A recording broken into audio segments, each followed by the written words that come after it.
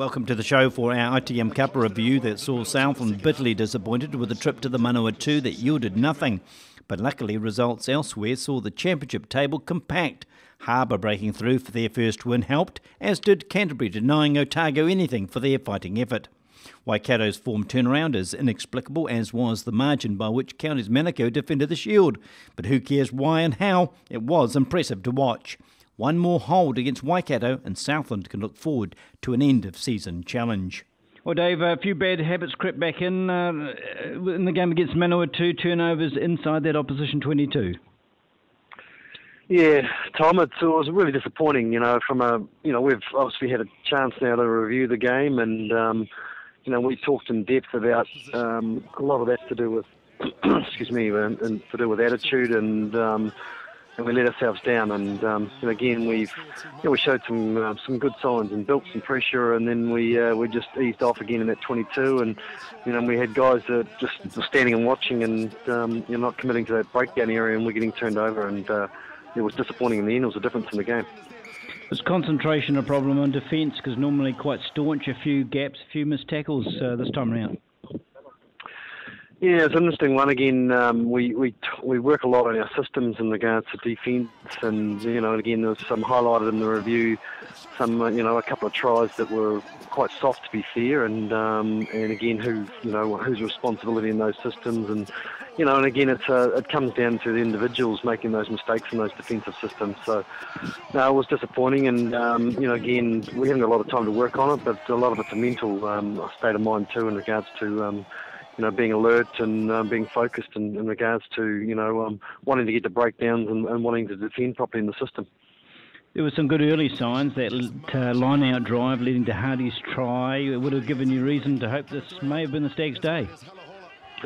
Yeah, no, it was that was encouraging, and but again, as soon as we did that, we got back in attack again, and there was a loose pass, and we ended up back down on our goal line, and again we with some defensive frailties around our ruck area, and they were back in, had us under pressure on the line again. So overall it was pretty disappointing effort, and again a lot to work on.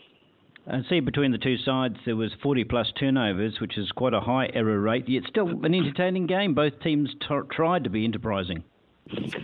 Yeah, it was. When you're watching it from a coach's perspective, you don't think it's entertaining when you're not delivering on your expectations. But when Chance had a look at it on review, it's there was a lot of movement in the game. But again, as you mentioned, a lot of mistakes, and that's been our problem all year. We've built pressure and we've created opportunities, and again against Manawatu we had 2 or 3 opportunities. And the last pass wasn't given, or the decision to cut back in versus going wide is, it's crucial and it's killing us. Okay, let's talk about a few of the positives. I thought player of the day for me, outstanding, John Hardy. John's continues to front up. It's he's a very good player, and I think sometimes the likes of him and Tim Boyd, we put a lot of pressure on them. They're covering up a lot of little issues with other people not taking responsibility for their own roles, and it's a big workload on those sorts of guys. And but they're invaluable in regards to the team, the likes of John Hardy and Tim Boyd. I want to mention Brian Milne too. Many think he's perhaps twilight of his career, but making a pretty good fist of that winging job.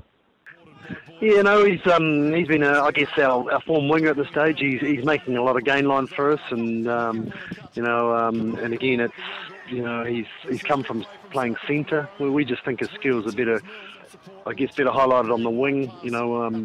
We need guys that can distribute and see space and so forth, and we just think that Brian's, he's more suited to the wing, direct running and, running off 9 and that sort of stuff. He's very hard to pull down. So, he's doing a very good job for us, and we're pretty happy for him.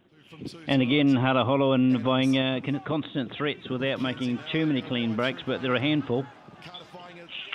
Yeah, they are, and again, they'll be the first to admit too. There's some opportunities that we missed, and that centre pairing, and again, just a wee bit of cohesion when we're we're bringing the ball to the line or making a line break. It's that next clean out where even though we're making the breaks, the guy on the outside's got to be working hard to make sure we don't get turned over, and that wasn't quite being executed the other night. So again, something we've highlighted, and they are working well together, but some areas that we need to improve on to get a win against Barkini.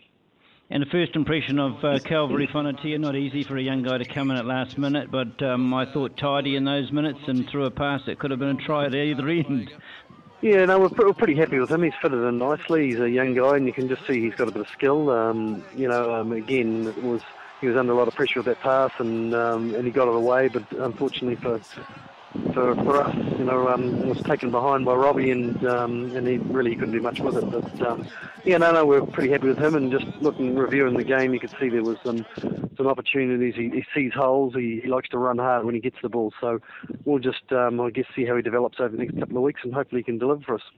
I get lots of questions, Dave, about what your thinking is around Scott Eade now that he's playing quite a bit of halfback. I thought showed some nice touches. Is that a long-term strategy for you? I think it is. Where Taylor continues to develop, but he's still only a young man, and we're asking a lot of him to perform week in, week out. I just see Scotty.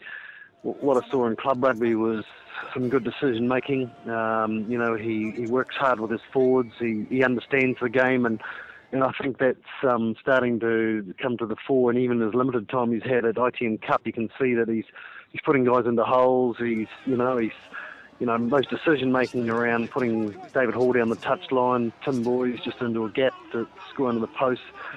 Just that maturity there, and I think it's just he's.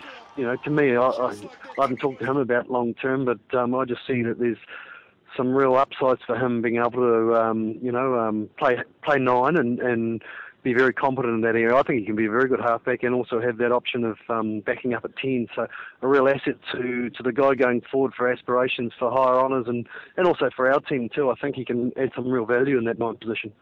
Week in, week out though, the line-out's very successful for you, one of the best aspects of the whole side.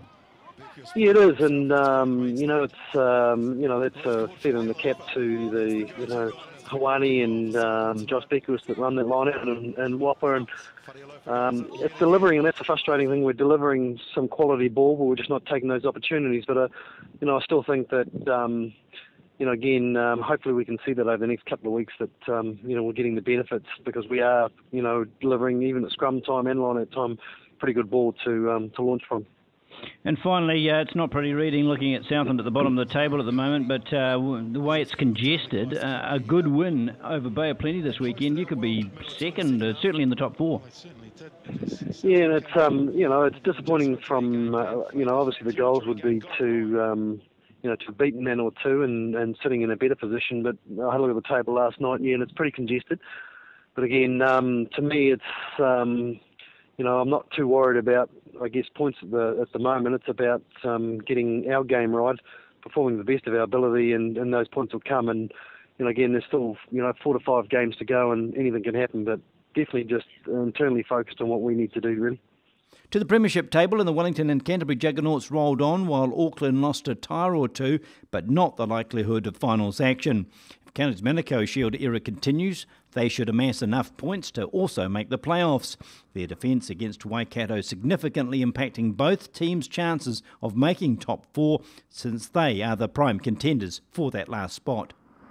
Tasman handed over pole position in the championship back to Hawke's Bay, but the Marcos have a game in hand, as do Otago, who really need to beat Manawatu this Friday to help their cause and stall the Turbo's recent progress. Southland need to win on Wednesday and often thereafter. This top 4 won't be resolved until the last round robin action is complete.